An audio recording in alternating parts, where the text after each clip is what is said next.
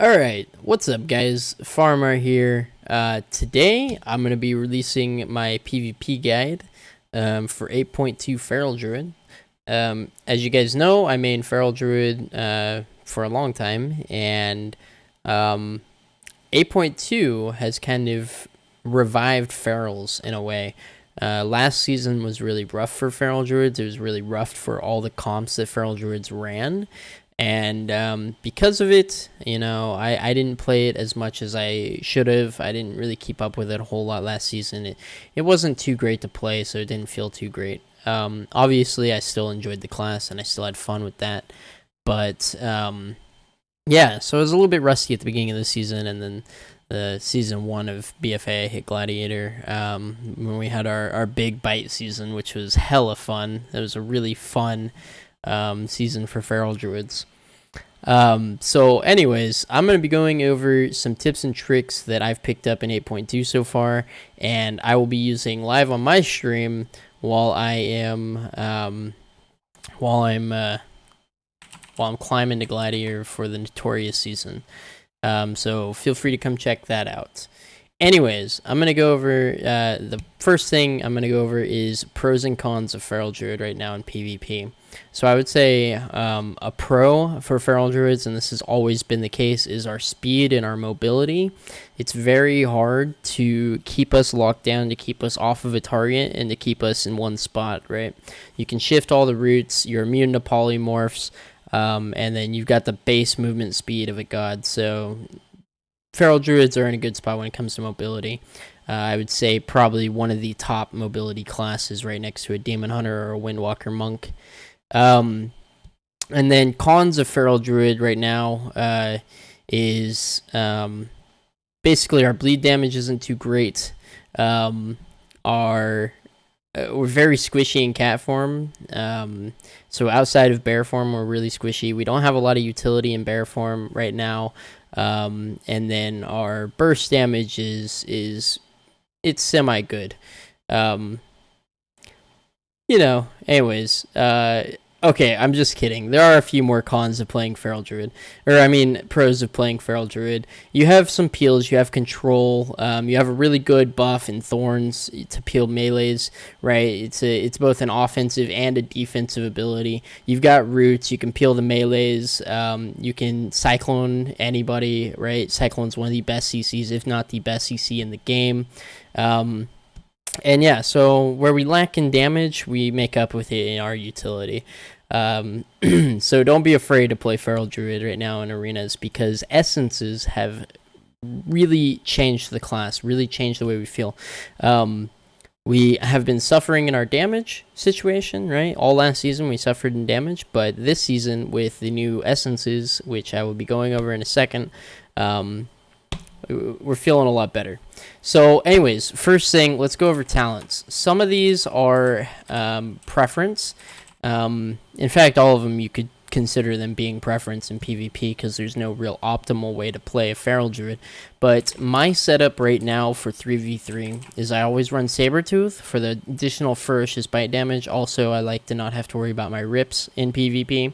I always run Wild Charge for the extended kick range, as well as just being able to stick to a target in general. And then when you need to run away, right, you can easily go into travel form, leap away, or leap to an ally and get around a pillar really quick.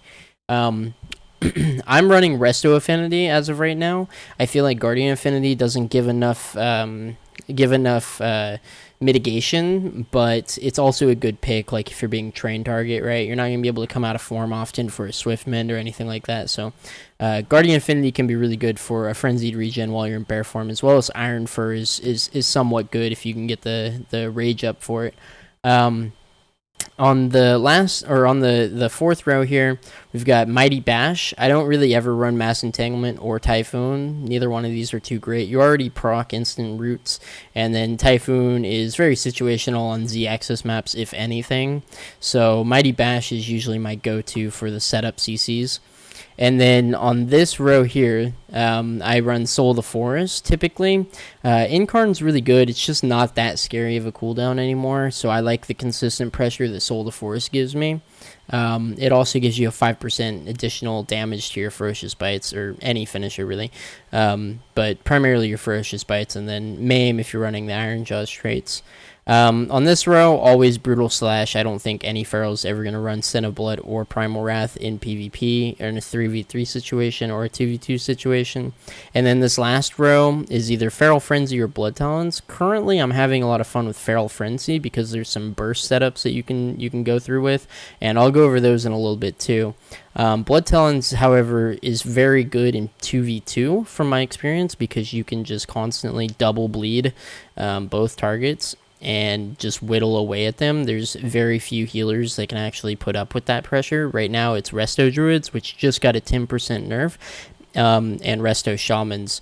Both Disc Priests and Holy Pallies and even Mistweavers will go trying to out heal your double bleed pressure, and if you can stay alive long enough, this is just both the targets you're just going to flop dead. Anyways, so right now I'm running Feral Frenzy for the burst setups, and I'll go over those in a moment. For the PvP talents, this is my world PvP setup if you care about that, but right now I'm running Ferocious Wound, Thorns, and Cyclone. Obviously, I trade out Thorns for Leader of the Pack. I'll leave this open. I trade out Thorns for Leader of the Pack in case I'm versing a double caster comp, but against any comp that has a melee, unless it's a really slow attacking melee like a Ret Paladin, I run Thorns. So Thorns, I think, is not very good against Enhancement Shamans, and it's not very good against Ret Pallies because they're just going to remove them, but I pretty much run Thorns against every other melee. And then you have to be careful against RMPs because the mages can steal your Thorns, so make sure if you're going to use Thorns that you switch to the Rogue. And then Leader of the Pack in every other situation. Yeah, Cyclone I pretty much always run. It's just really good peeling and really good utility. Best CC in the game. So yeah. Anyways, next up we're going to go over the Azurite traits. So for Azurite traits, I am currently running triple Iron Jaws, and I am running double Wild Flesh Rending and a Gushing Lacerations. If I could, I would run triple Iron Jaws, triple Wild Flesh Rending. Iron Jaws gives you kind of setup potential with your maims. So whenever you're getting ready to kill a target, especially like a squishy like rogue or a demon hunter even, or a windwalker monk, maim hits like a truck. So these setups, basically you want to maim your kill target every 20 seconds. Basically like a rogue in their kidney shot. You want to just make sure that you line up these Iron Jaws every chance you get. It's a lot of pressure, a lot of damage. And then next up, I run Wild Flesh Rending for the extended damage on my my shreds and my brutal slashes. And then Gushing Lacerations is nice, just a little bit extra damage on your rips. You don't really notice a whole lot, but sometimes you proc an extra combo point, and it feels pretty pog at moments. The passives are good. I would say the best passive you can get is going to be Impassive Visage. And then probably next after that's going to be Ursoc's Endurance, followed by Resounding Protection. So if you can get those three, that'll be probably your best minor Azurite traits. And then for the third row, you don't really have to worry about that. Life Speed and Blood Siphon are both really good for increasing your bite damage as well as the speed of your clone casting. But I don't really worry about those. I just worry about the major two traits. Alright, next up, we're going to go over essences. So right now in PvP, the best essence that I have found is going to be Crucible of Flame. Yes, I'm saying Crucible of Flame over Blood of the Enemy. Blood of the Enemy feels really good, but it's a 1.5 minute cooldown for its setup, right? Crucible, you can go every single Hunter Trap, which is really good for really good for Jungle Cleave.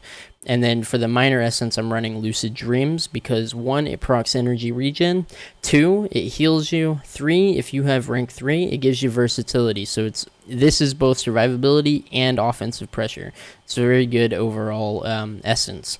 I would say if you're looking for more like random playstyle and you want some, random like procs for incarns or something like that to get your rake stuns out or anything like that. Vision Imperfections, okay.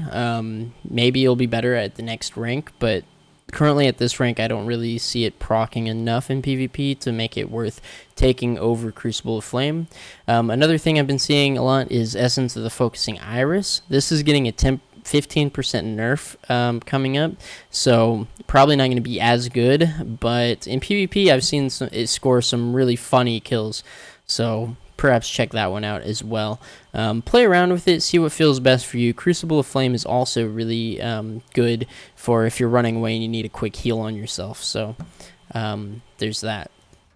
Alright, currently the comp that I am most familiar with this season is Jungle Cleave. That's probably going to be the strongest, if not tied for the strongest, and I would say the next up is probably going to be Kitty Cleave because of the power of warriors. I have not got to play Kitty Cleave yet, but Jungle Cleave is extremely strong and warriors are really good this season, so I'm looking forward to playing some Kitty Cleave later on. The consistent pressure of the crucibles with warriors, as well as the 50% MS from warriors, is really strong. If you play with a really aggressive Mistweaver or really aggressive Holy Pally, I could see that being, you know, a top-notch comp as well. And then, yeah. So next, let's go over some burst setups. So there's a few things that you can do. Typically out the gate, what you want to do is you want to pop your regrowth and then into a concentrated flame or crucible, whatever you want to call it. And then what this is going to do is it's going to immediately power up your next crucible on the enemy. And you want to do this as soon as the gate opens, because this buff does come off if you use it inside the gates. So this is going to immediately power up your next opener, right? So what I typically do in a PvP situation is I let my hunter go for the trap onto the healer. So he usually will do a stun, and as soon as he opens with a stun on the healer, I'm opening with a rake into a Tiger's Fury, into a Rip, into a Feral Frenzy, and then I Crucible immediately after and Bite. So what that does is that puts a very strong set of dots on your target. Also, my Harbingers is going off, which is a really good trinket. I'll talk about the trinkets here in a little bit. But what that opener does is it puts a lot of damage in terms of dots on your target. It also forces the enemy healer to either trinket, or it'll force the target to react, and that's just a very strong opener. If you see that the pressure is going to stick, right, the healer's not trinketing, they're not popping a defensive, then you want to just pop Berserk and kind of just go at it, right, make them scared, right. Berserk's not a huge cooldown in PvP. It's decent, but it's not amazing, and sometimes it'll scare them enough to really make them overreact. So that's a good setup for an opener. Next thing that you want to do if you're running triple Iron Jaws is you want to go for a MAME setup. So typically with your MAME setup, right, you're gonna proc an Iron Jaws. I'll see if I proc it this first time. I'm not gonna proc it. I'm not that lucky right now. Anyways, you want to proc your MAME, right? You want to proc your Iron Jaws, and then what you can do is you're going to come up, you're going to Tiger's Fury into the MAME, into the Feral Frenzy, Crucible, Bite, and then if you have the Cyclotronic Trinket, you want to fall back and use that, right? That's going to be a lot of burst damage up front. Another trick that you can do with the Cyclotronic is as soon as you get the cast off, you can line of sight, right? So you can be behind the pillar while it's going off. And you can be safe while you're doing a lot of DPS into the target. It's really powerful, and yeah. So definitely recommend this trinket in PvP. It's really good right now, and they haven't nerfed the damage in PvP as far as I'm aware. So that burst setup is going to be a lot because your MAMEs against leather and cloth targets with a Tiger's Fury up is going to hit for about 40 to 50k if you crit, right? So it's huge. And then the Feral Frenzy with the Crucible dot is also huge. And then you've got a Ferocious Bite on top of it. And you've got your Hunter damage. It's a lot of damage. And you can do this every single time. So what you do, right, when you're playing Jungle Cleave, is you're going to go in, right, your Hunter's going to stun the healer. You're going to go in with your opener, right, exactly how I told you, okay? Always Crucible, then Bite to get that dot pumping with your Ferocious Bite damage, right? your hunter is trapping or is stunning the healer into a trap, okay? That's going to force a trinket on the healer, or it's going to force something from this guy, right? He's going to trinket the rake and use the defensive, or he's going to CC you or something. He's going to force something. And then what happens is once you force that, right, you kind of play back a little bit. You can run behind a pillar depending on what comp you're versing. If it's like a mage destro warlock, right, you don't want to be out in the open taking damage, so you want to peel back, run behind a pillar or something, and then kind of wait until your hunter's trap cooldown is off cooldown. Your hunter's trap is what you play around 100% of the time. If hunter has trap up, you're going to land a kill or you're going to force a cooldown. So it's very crucial that in Jungle Cleave you land your traps as the hunter. So then the next setup, right, because their pet stun is a 1 minute cooldown, is you're going to go in and you're going to bash the healer, right? So you're going to bash the healer, then immediately, well, not immediately, but, you know, before it comes off, your hunter is going to trap the target, right? And that's, your trap's a 30-second cooldown, pet stun's a 1 minute cooldown, bash is a 50-second cooldown. So you can literally do these rotations, these setups, every 30 seconds. And you're going to force something every single time, or something is going to die. And if something's not dying, either you're not playing it right, or you guys are on their back foot, and you need to somehow, you know, come back. Anyways, so that's the offensive portion of Jungle Cleave. When it comes to peeling and controlling your target, okay, something that is very powerful is how you use your cyclones and how you use your roots. Jungle Cleave is very open, very weak against melee cleaves, so you need to be using your roots basically on cooldown to or on proc, whatever you want to call it, to root the enemy DPS off your healer. Depending on what healer you're running with. If it's a Disc Priest, it's even more important that you use your roots and your cyclones to peel. If you're not against a melee cleave and it's a little bit more of a controlled game, right, then some of the strategies you can do is you can open really hard, right? You can do your opener, right, and burst them down a little bit. All right, you see their healers coming out of CC, and you're not going to get any more damage on the target before they get healed. You can come out, right, and you can cyclone, okay? That's going to basically freeze them in time. Now they have two choices. If they have Trinket, they can Trinket it. Otherwise, they can sit it. And while they're sitting that Cyclone, if you time your Cyclones up, you can get even more. You can get 3 Cyclones for a total of like 9 seconds. Okay? And they're frozen. They can't be healed while they're in those Cyclones. They can't do damage. They can't do anything while they're in the Cyclone. While that's happening, your hunter's trap, your CC, is coming off of cooldown. You either need to switch that Cyclone over to the enemy healer or to the off DPS and have your hunter then trap and stun, or stun and then trap the enemy healer. And then this guy's frozen at 40% HP, let's say, and you just kill him from there, right? So it's a lot of pressure if you use your Cyclones correctly.